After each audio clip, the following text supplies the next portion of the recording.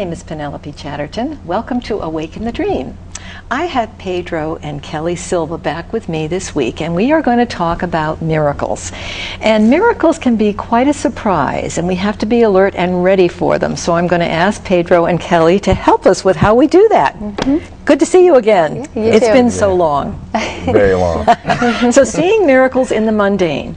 You know, that's a wonderful title, because sometimes in history you think of what miracles are, the virgin birth, all these things, you know, things, I don't know, lights, camera, action, and that's not necessarily what we're going to talk about today and what we're looking for. So I mentioned before the show, maybe we can help our friends with, so we catch them, so we see them.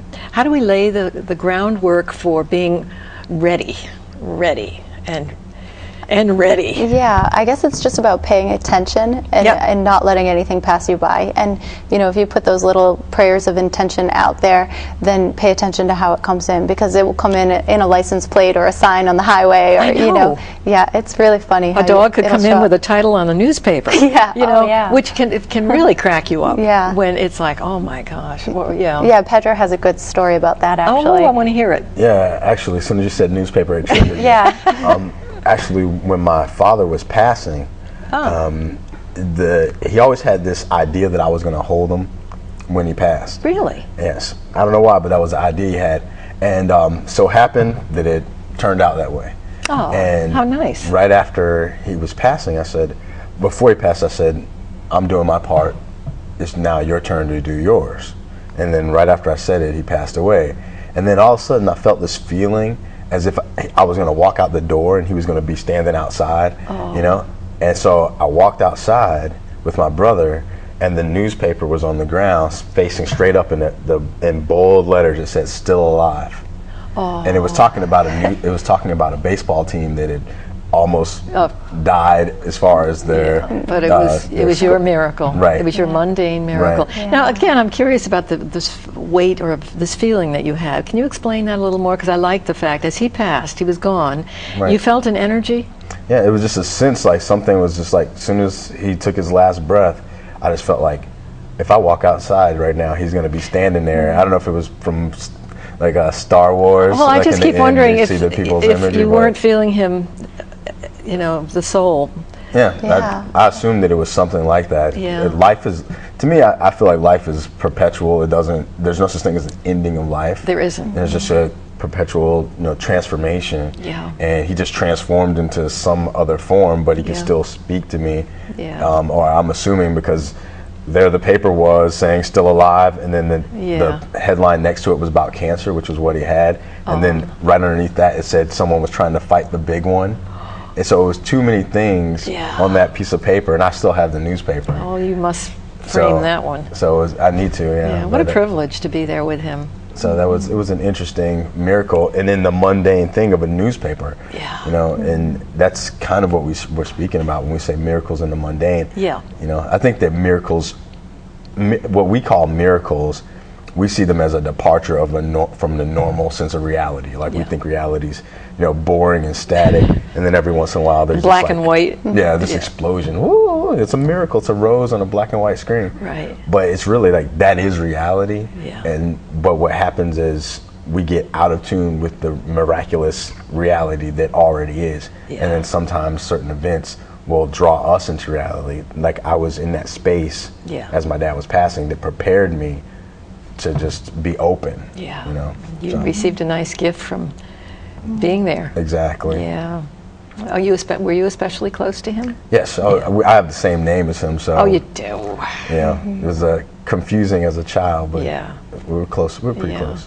Yeah, and also you can do checkpoints during the day. If you find you're getting a little wigged, you know, it's like, okay, have I remembered who I am? Let me, you know, take a minute, and you can quickly bring that whole thing back in. But you know, it's almost as if, I don't know, for me it's very constant, and I can't be without it now. I mean, it's just you start and you keep it going, and I have the space now to do that. And it's a privilege to find that space, and see the humor. Right. Yeah, I see a lot of that. Yeah. So we need to show our friends how do we prepare if we're going to see miracles. And I like the idea. The description then is not lights going off. Right. It's really understanding that that really is a miracle. That little thing, that newspaper, something you see on a billboard. Right. Right. Especially because, you know, God knows the prayer of your heart, number one, if you said nothing. That open-heartedness is, to me, everything. Right. You don't need words, it's just He knows. Right. You know, so with that in mind, then He can answer things just from your heart without you doing the pleading. Right. And the bowing and the all Right, that yeah. stuff. Yeah. Yeah. Exactly. Yeah, I really think it's important to talk about that open-hearted thing because, because He knows all. Right. I think imagination also really makes us, if we use our imagination creatively, it prepares us to see the world as a miracle all the time. Yeah. And we tend to use our imaginations in like unhealthy ways, but there's so many different ways that we can use our imagination to open us up to all sorts of things. All right, and if it's not using our imaginations, then maybe we can do things like just go somewhere different. You know, and just going to a different place can open you up because you're already entering into that space of anonymity and that space of vulnerability because you don't know where you are. Like Kelly loves traveling. Does she? Like loves traveling. And I think it's probably because of the miracles that you constantly experience when you're on travel. Yeah. I think being out in the so-called soil of your life, I sometimes find, yes, we can meditate and we can do all of that, but I think you get some serious head slaps when you're out there.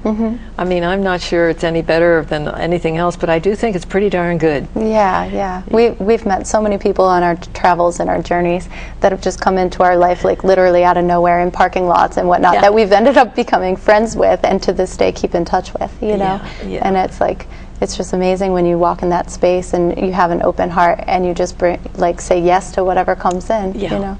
Fear not. Yeah, fear not. We mentioned Hawaii earlier, and we have some friends that we know will be friends for life with in Hawaii because of a series of miracles that just happened. Some miracles that would seem like, like almost terrifying, but it was still a miracle in of itself and opened the door to greater possibilities. I'd pass over to you to kind of tell that story if you feel comfortable. Well, first we were driving around the north shore of Hawaii, and our daughter, who was not even 2 at the time, was in the back seat, and we saw a group of people down by the beach just playing some music, and we were like, oh, should we stop and see what that's all about? And she just started screaming like, yes, I want out, let's go see them, you know, screaming, and we're like, okay, fine, we'll get out. So we go and say hi to them, and it ended up being like a family that had a church group, and they were all singing songs and just having a festival and, you know, eating food and stuff down by the beach. And we were on our way to a hotel that night, but they offered to let us stay with them. Oh, so sweet. we were like, well, yeah, it's nice to get to know the locals, and they're really inviting. So we went and stayed with them. And then that night, there had been an earthquake in Chile, and there was like this inevitable tsunami that was like rippling across the ocean from Chile to Hawaii. And our parents were calling us, like crying on the other end of the phone, like whatever you do, get to higher ground, you know, save yourselves. And we were only about maybe 300 yards from the beach at the time when they called. And, you know, and I'm like panicky at this point because actually tsunamis are like one of my biggest fears for some reason. That's a good one. Yeah. And we've got like a 2-year-old, you know, that she can't swim or anything. So we were just panicked. And but like we went into the house and they were all preparing food and getting ready for the tsunami because they had already heard about it. And like we drove up a hill and kind of to higher ground where we all like took the food out and just kind of hung out at that point and had a celebration. And I had him and I like hike up a little higher onto the mountaintop so we could kind of like be even more safe, you know. But it was a miracle because they were just so wonderful to us, you know. And there was just prayer the whole time and laughter, and you know, we became like a family in that moment, and it was literally a miracle. Did you see any of it come near you, or did you hear it? So there was no tsunami. I mean, it came in, but I guess the way the waves were that day and the surges, it kind of broke up before it really got to Hawaii. So even though there were like a few little surges, it was nothing from what they forecasted. So that was a miracle too. life happened to you. Yeah, Right. yeah. I love that expression, which is such a Joel Goldsmith expression. But you know, you go out and expect nothing, plan nothing. You know, you have to you have to live and you have Right, to of do course. certain things. But with an open heart and no planning, and just take what comes and see what it's about. Right. Explore. Right, and of course those are the bigger miracles. I mean, even just finding peace and like some sort of love around doing house chores, or like my thing is dishes. I do not like to do dishes. So right above my sink I have where is God? You know, is God here? Like it's a little statement up there. Is he helping you? Yeah. And you know, and like over the years dishes have become easier and easier for me to do, you know, and I find that to be a miracle. Just in I the had a little guest mundane on who stuff. said she did her laundry with Jesus, so I Yeah. thought that was fabulous. You need the Just help. The whole imagery was super. Oh yeah, I think I saw that. So, to be awake and alert now, we need help with the realization of if we don't own it, then we're not going to be aware. Right. So, how do we really, of course, life will beat it out of you, as you Right. know. Since we are complete, whole, perfect, we have it all. Right. You know, it's so interesting, the spin of growing. We can't get away from it. It's almost like, you know how our bodies are, how they heal themselves. The most ridiculous thing, if you took a scab off 6 times, it will not do anything but heal itself again. Right. So spiritually, we're not getting away from the fact of who we are. So Right. life will beat you up. Yeah. And if you repeat themes of being beaten up, so what? Right. So what? They notice they get a little less. Right, it's true. One of the funny things about the whole tsunami situation was that prior to us going to that beach in Hawaii, Kelly used to say, "Oh, what if a tsunami comes?" Because there was a fear. But that particular time, she didn't say it at all.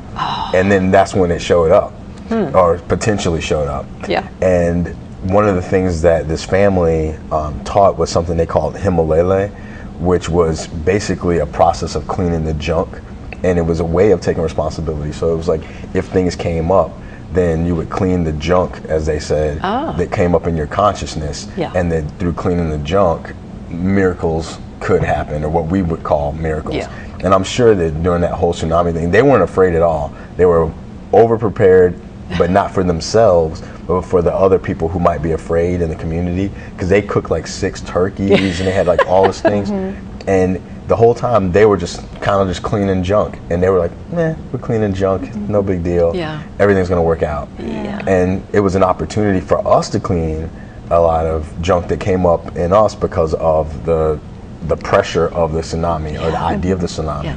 And it was after the tsunami that was in what was the big tsunami? I don't want to say it Like incorrectly. Thailand? Yes. Yeah. So it was after that one. So it's like we already had the imagery of what could potentially happen. So all that tension was working together in a miraculous way to transform us and to keep us open, and to solidify that relationship with that family. Yeah. You know, and that was several years ago now, and we're still. Well, fear is a comfortable. magnet. So what I'm hearing about these friends were they felt safe because they knew who they were. Right. And they joined and they had that energy together, and it was just, let's keep humming and cooking. And isn't that wonderful? Yeah, and they that's invited such us into strength, it. such inner strength. Right. And that they practiced. Right, exactly. Yeah. And they practice it in a way that's, I mean, it's phenomenal, and I think that can be everyone's everyday experience. And they feed the homeless, they do all these things, and they don't know, they have a plan. They don't even have a plan, they just do it. Yeah. You know, and everything shows up. And I think that is our reality. However, a lot of times we can't see that reality, primarily because of our need for control, I think. Yeah. Like we need to be able to control outcomes, or at least believe that we control outcomes. So it's hard to just surrender and just be like, you know, everything's going to show up exactly when it needs to. Everything's going to fall into place. Yeah. And so for me, I kind of use imagination to just keep me out of that idea of that I can control anything. Yeah. And I just use that imagination as kind of like a playground. Yeah. And then everything else I just leave to life. Yeah, I hear the word fear when I hear control. Right. Because it's a rough place to be. And so if we can, you know, keep everything under wraps, we'll be okay. And Right. that's what we have to really realize, that we have to undo that. We have to get rid of the initial, the problem within, Right. so that the without is different. And this is what I think is important. The without is guaranteed to be different. If you surrender the magnet of, oh my gosh, what's coming? Exactly. Because that's what you'll get. Exactly. Right. And it's very much about just like opening up and letting the universe fill in that space, letting go and letting God, as they say. Yeah. And that's when you can receive the miracles, because you have to receive it too. Yeah. Yes, you do. Yeah. Yeah. So being aware, can't say that enough. And everyone would probably find a different way, a technique, let's say, for being aware. Like I might have a mantra, that really I vibrate to. But think of all the variety of religions and faiths and everything that would have something that just really meant so much to them, and that's all that counts. Right. Exactly. We're not saying here today you got to hold on to this particular phrase. It's got to be what's comfortable for you and what makes miracles happen for you. Yeah, I mean, there's infinite variety in the world, so I think that for all the people that are and have been and will be, there's some way to get in contact with that source. Yeah. But it's just, we tend to try to make things more static than they really are. Yeah. And that, I think, blocks people. One of the things that I do, and I think in time, I think this is going to change. It's going to be more the norm that people are going to expect what they call miracles, and they're going to see that it's just natural. Yeah.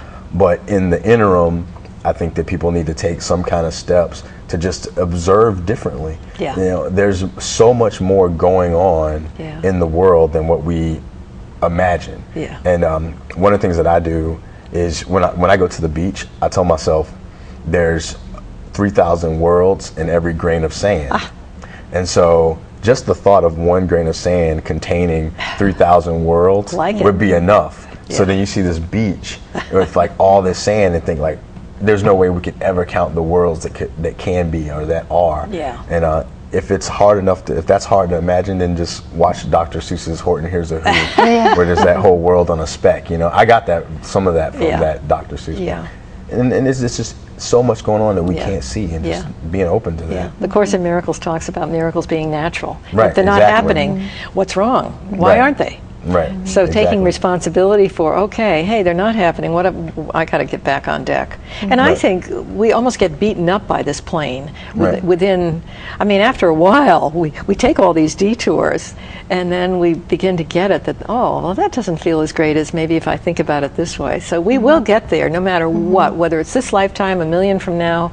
We're home free because we never started. We're never going to end, and we've got it all. Right. Yep. And we're creating it all too. You know? We're co-creating it all. And we're all individual creators, and I think that's the lovely gift that we've been given is come on in and show me how you're going to do it. Right. Yeah. Just as many grains of sand can do it. Right. It's interesting. It's like even today, this is a miracle. The fact that we're here is a miracle. Yeah. And some people underestimate that wherever you are right now, it's a miracle. That's life is miraculous. Yeah. When my daughter is upset, I still see a miracle in it. Because I think, how'd you even get here to be able to tell me that you don't want to go to bed? And it's just like that in and of itself is there's this miracle of this person that at one time was not and now is.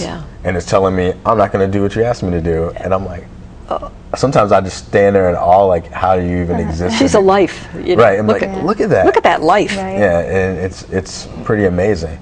And us being together talking today is a miracle because we thought maybe we might come on the show and then somebody canceled, and then we ended up being here. We were able to shift it. Right. And this was the time that we could have been here, but there wasn't no opening, and now there is. Now there is. And we're here. Yep. So. I saw that as a miracle too because it actually worked out better for the other guy to move to another time. Yeah. So it's perfect. So our friends are going to hear you're home free now, and if we can just get that's it. We got it all. So we're here, going down our little yellow brick roads, listening, watching, observing, and mostly seeing how the heart feels, I guess. Yep. And when fear creeps in, it's an assignment. And a key thing is probably to be in gratitude for every little thing. Yeah. And if you're in gratitude, then you're, holding that vibration to bring more great things into your life. Yeah. So. Yeah. Well, when I use the fear thing about that represents the entire plane, it's a gift to us in the sense for us to stand up on our own 2 feet, because without the yin and the yang, for us to be clear, that sort of works for us, that we run into ourselves and the human condition and what it's like, and we get the head slap and it's okay. And it gets better and better and better as you practice shifting. Right, exactly. I think it's from A Course in Miracles. It says nothing real is threatened. Nothing real can be threatened. And nothing unreal exists, and therein lies the peace of God. Right. Yeah, think about that. Right. Yeah. And I think that's a really good way of keeping context. And then I was taught in my tradition that God has not given us a spirit of fear. Yes, and that's so right. I think it says God has not given us a spirit of fear, but of a sound mind, and another part that I should remember, but I don't. But the point is that if I have not been given the spirit of fear of God, then if I'm feeling the spirit of fear, then that says to me that I need to readjust. You're not plugged in. My fear is the sign that I'm not paying attention. It's unfounded. To what's real. It's not real. Right. So I try to tend to say, okay. Those simple little away. hooks are so helpful, aren't they? And it doesn't take much, except for giving up control, which I guess might be a lot for some people. Yeah, control. But if we pay attention, we know we never had it. If you just look back and look at your life and go, oh, this went out of control and that went out of control. Like, oh, hold on, I never had control in the first place. Yeah. Oh, well, that's some good perspective. Yeah, we're all indoctrinated with fear on every level you can name fear. That's what we've been given. We're here to deal with it. And it's an interesting gift. We go back to the Garden of Eden where we took off and decided we were going to see things that were not whole, complete, and perfect. And so God said, sure, go ahead, but you're not going without me. And so that seed that goes with us, I'm sure, just was the great gift that, you'll be back. You'll work your way back. Right. Because you have to. Right. The place we never left. Yeah, we have 5 minutes to go. And I haven't mentioned your website yet, even though it's come up, therooflesschurch.com. And you've got blogs going on. And if my friends that are watching the show want to be in touch, they can look you up and talk to you. Definitely. And I guess I should make sure that it's understood that it's roofless, ROOFLESS, and not like ruthless and like this is one roofless church. Roofless. Yeah. So I always see the cathedral without the roof. Exactly. And I love that opening, the way it's just, you're not controlled or bound. Right. Is my feeling. Right. You're not held in. Right, exactly. Yeah. So, all right. So today, miracles we can see if we get 2 principles straight. We live in fear, and that's just a given, so don't feel bad. Don't feel guilty, no guilt. And then just work with it. Recognize it, practice. And the practice just is fun. Yeah, I think if a person can tell themselves that they're a miracle, it just starts to become more and more real. Yeah. If you just think about it, you can just watch a Discovery Channel episode of how humans are born and go, wow, what are the chances that I exist? 500 million to 1, and here I am, You have better chances of winning the lottery than existing. Yeah. I mean, once you're here. I like to think we're here for a reason, don't you? Right. I mean, why come? Right. So we're helping to move the planet along and bring everyone back in our last 2 minutes to the wholeness, how we're all connected. I mean, you look like you're sitting over there, but honestly, we're all really, in spirit, we're connected. Right. This is just sort of funny how we manifested this separation and stuff. Right. It's not real. So all we have to do is see it differently. Yeah, and I guess through relationship we find that nothing exists outside of relationship. Yeah. Right. Yeah. And that's where the work can be done, through joining with others, sharing, transforming. 2 and 3 gathered together is a nifty idea. Doesn't have to be, as we say, church can be 2 people working together in a ministry, someone painting in a painting class, someone blind can be in a ministry, anybody. Right. And everyone has something special. Yep, exactly. Yeah, and that's kind of a fun hunt, isn't it? Yeah. In our last minute, to just suggest to our friends that are watching that keep hunting. If you don't know what it is yet, it is there. You agree? Right, yes. And I think like when you start going towards that, doors start opening. Yes. And that's when you start seeing the miracles too. Say, I'm open take me, Yeah. I'm yours. You know, Yeah, where like, are we going? I never thought I would be talking in front of people or doing a ministry with him. Yeah. And you know, as soon as I kind of dropped some of that fear and opened my heart to it, the doors started opening, and here I am. You know. Thank you. So, yeah. Pedro and Kelly, we will see you again, I hope, soon. Thank you. And thank you, my friends, for joining us on Awaken the Dream. We'll talk to you again soon.